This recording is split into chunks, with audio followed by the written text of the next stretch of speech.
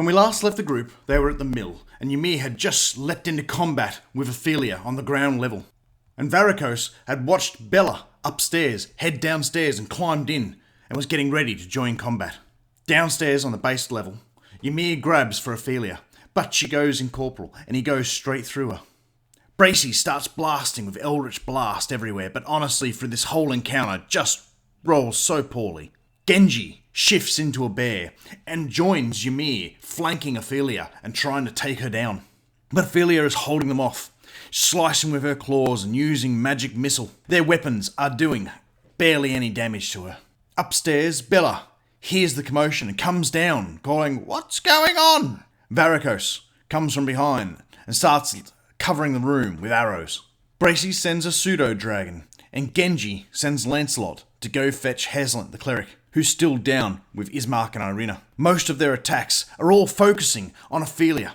Varicos jumps back out the second level window and zips around to the front. But Ophelia goes ethereal and leaves the mill and is now outside. She blasts Varicos with magics. Bella doesn't want to get caught up and damaged like Ophelia was, so she too goes incorporeal, leaves the mill and comes out the front. Seeing Heslant on his way up, she starts blasting him with magic as well.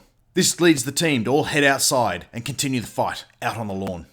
It's at this time that Granny was coming back, spots Ismark and Ireena looking up towards the mill and casts sleep on them, leaving them be. She then continues her way up towards the mill. Ymir was dropped by Ophelia, but Heslant is making his way up towards him to heal him, taking a lot of damage on his way. As Bella and Ophelia spot that Granny is on her way up, they go ethereal and head back into the mill, leaving Granny to lightning bolt the group. It strikes Genji, knocking him back into his gnome form. The group don't want to take on a fresh witch, so they head back into the mill, chasing after the other hags. But as Brayseis and Heslant enter, Bella casts lightning bolt, which drops Heslant, and Ophelia casts hold person on Ymir. Genji tries to help Heslant, but Granny casts hold person on him.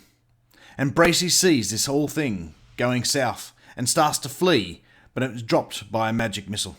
Granny moves up, claws, and drops Genji. Varicos, who's not been with the party for long, decides he's gonna get the hell out of here and not die, so he flees, leaving Ymir, and heads off into the woods. Ymir breaks free of the magic that was keeping him held, and heads straight up to the third level, where he spots a girl on a bed hiding under some sheets. Ymir asks, "Are you Gertruda?" The girl replies, I am, and I'm not. This catches Ymir off guard, and he pauses for a moment. He also gets some rope and oil out of his pack and smashes the oil on the stairs. "Well, who are you?" The girl replies, I am Gertruda, but I've been told to say that my name's Hexana now. Ymir lights the oil on the stairs, ties a rope around the bed, and tells Gertruda or Hexana to climb out. "Okay, just make sure you help the others." She points at some crates at the foot of her bed. Gertruda goes to climb out, but a natural one means she falls 2 stories.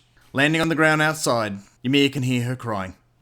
At this stage, Ymir is now also trying to open up the crate to get 2 of the other children outside of a now burning building. But as he's trying to free the child, the 2 sisters phase from the ethereal plane and claw his back, dropping him. It goes dark for all our characters, but one. Varicos is running down the hill and into the forest as he starts boxing around to try to come and get to Ismark and Ireena. He finds them sleeping, wakes them, and helps pull them back and get back further into the forest, and while he tries to come up with a plan. The unconscious members of the group slowly start coming to and find themselves tied up out front of the mill and having blood and hair taken from them. Granny addresses them. "Oh, you have been very naughty boys and girls, attacking us poor old ladies. That's no way to treat your elders. Now, to fix all this, you're going to need to do something for us. You see, we are not welcome in Vallaki, but you can sell our delicious pies for us. and we will keep a supply of them for you. As collateral, though, we're going to have to take something from you to make sure you carry out your job. I give you an option. You may give us your last breath, your courage, your tongue, or your memories. Brayseis thinks for a moment and says, "My memories, I can do without some of them." Ymir says, "A vow of silence, my tongue." Heslant says, "Hopefully I can do without me last breath." And Genji decides, My courage? Morgantha takes these from the group. Ymir has to backwash into a vial. One of the hags touches where Genji's heart is and spirals her finger away, pulling out a red light. Brayseis, some light from her ear is pulled, and Heslant has to breathe into a jar. The pies are given to the group, and then the hags all come back and converse and talk with Gertruda. They seem to be farewelling Ophelia. After further of their discussions, Morgantha comes back and says, "Ymir, you were very harsh on my daughters. You attacked them and tried to burn down our mill.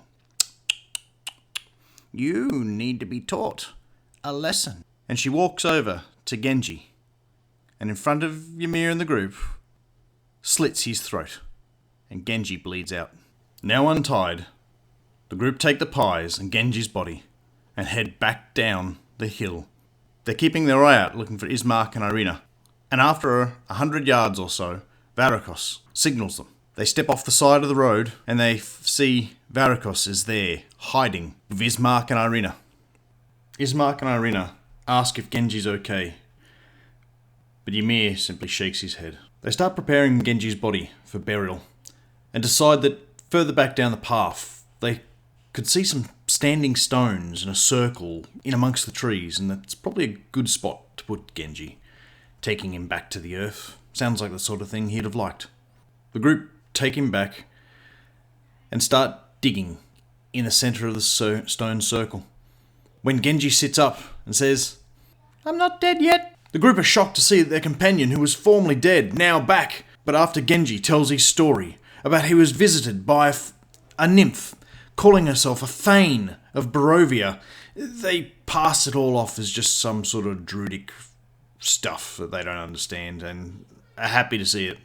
That's Genji. He's back. As Genji recounts his tale of death, the group can't help but examine him. He looks like his skin has thickened and hardened and become more bark-like. Genji's time in the great beyond has left him changed. But he seems to be the good old Genji, as best anyone knew him. And with that the group depart the mill and head back to Old Svalich Road, heading north to the great town of Vallaki, where hopefully there they'll be able to find sanctuary for Ismark and most importantly, Ireena.